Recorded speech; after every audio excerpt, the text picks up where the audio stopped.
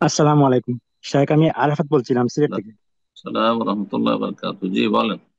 জি শেখ, আমার মাধ্যমে শেখ একজন ভাই আপনার নিকট একটি বিষয় বিষয় জানতে চেয়েছেন। তো আমি কি প্রশ্নটি করতে পারি? বলেন বলেন। এ মাধ্যম শেখ, টাধ্যম প্রশ্নটি বলবেন না, সেমনি বলবেন। আপনি জি মাধ্যম আচ্ছা ঠিক আছে। ভিতরে রাখেন, আমাদের বলিয়েন না। আচ্ছা ঠিক আছে ঠিক আছে। শেখ, প্রশ্নটি হচ্ছে যে উনি উনার পারিবারিক একটি ঝামেলায় জড়িয়ে ওই ভাইটি, যে ভাইটি কি আমার মা মাধ্যমে প্রশ্ন করতে চাচ্ছে নাকি, উনি বলছেন যে উনি একটি পারিবারিক ঝামেলায় জড়িয়ে উনার বাবা বাবা মায়ের গায়ে হাত তুলে ফেলেন।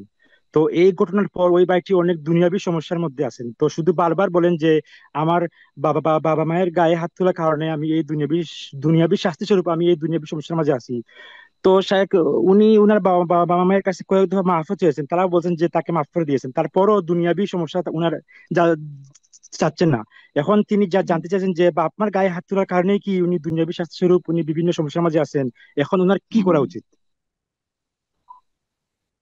জি। বাবা মা এর উপরে যদি অন্যায় করে, তো এটি এমন বড় কাবিরা গুনাহ যে যার শাস্তি আখেরাতের আগে দুনিয়াতে আল্লাহ দেবেন। দুনিয়াতে দেবেন তার মানে আখেরাতে শাস্তি হবে না এমনও কথা নাই। কিন্তু অনেকে ভুল বলে যে এটা দুনিয়াতে শাস্তি হয়ে যাবে, আখেরাতে তাই হবে না। বাবা মাকে কষ্ট দিলে আখেরাতে আযাব হবে না? তা হবে, কবরও হবে, আখেরাতে হবে। যদি অপরাধ আরো বেশি থাকে তাহলে জাহান্নাম পর্যন্ত হবে। জি। লা ইয়াদখুলুল জান্নাতা কাতিউন। আত্মীয়তার সম্পর্ক খারাপ, সবচেয়ে কাছের আত্মীয় হচ্ছে বাবা মা। জি। তো বাবা মার গায়ে হাত যারা তুলেছে চরম অন্যায় অপরাধ করেছে। এখন যে দুনিয়াতে বালা মুসিবতে আছে, অশান্তিতে আছে, হতে পারে এইটি তার মূল কারণ। মাফ করে দিয়েছে। দেখেন, মানুষের যখন জুলুম করা হয় তখন শুধু তাদের হক নষ্ট করা হয় না, প্রথম আল্লাহর হক নষ্ট করা হয়। তো বাবা মা হয়তো বলছে আমরা মাফ করে দিয়েছি, এখন অন্তর থেকে মাফ করেছি কিনা এটি একটি দেখার বিষয়। তারপর অন্তর থেকে মাফ করলো, তাদের হকটা তারা মাফ করার অধিকার রাখে। কিন্তু আল্লাহ রাব্বুল আলামিন বলছেন যে তাদেরকে ওয়ালা তানহারহুমা, তাদেরকে ধমক দিয়ে কথা বলিও না। ওয়ালা তাকুল ফালা তাকুল লাহুমা উফ, তাদেরকে হেই প্রতিপন্ন করিও না, তাদেরকে আহ উহ কথাও বলিও না। এখন সে গায়ে হাত তুলেছে। আল্লাহ হেদায়েত দান করুন, সংশোধন করার তৌফিক দান করুন। হতে পারে যে এর মাধ্যমে তার সংশোধন হবে।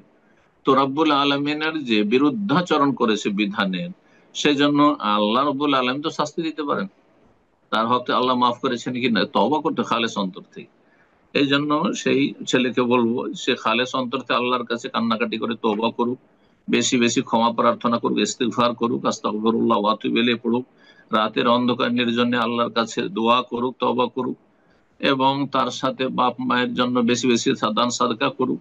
বাপ মা বেঁচে থাকলে তাদের বেশি বেশি খেদমত করুক, তাদের সাথে সদাচরণ করুক, ঘাটতিগুলো পূরণ করুক, এবং যাতে করে তাদের অন্তরে যে আঘাত বা ঘা রয়েছে সেই ক্ষত যাতে করে ভালো হয়ে যায়, নিরাময় হয়ে যায়। কারণ অনেক সময় দাগ থেকে যায়, ঘা শুকানোর পরও দাগ থেকে যায়। সেই দাগটা যাতে করে তাড়াতাড়ি মিটে যায়, এটার চেষ্টা করুক। এবং আল্লাহর কাছে তার অপরাধের জন্য সে তওবা করুক, অনুতপ্ত হোক, তওবার যে শর্তগুলি রয়েছে সেগুলি পূরণ করুক।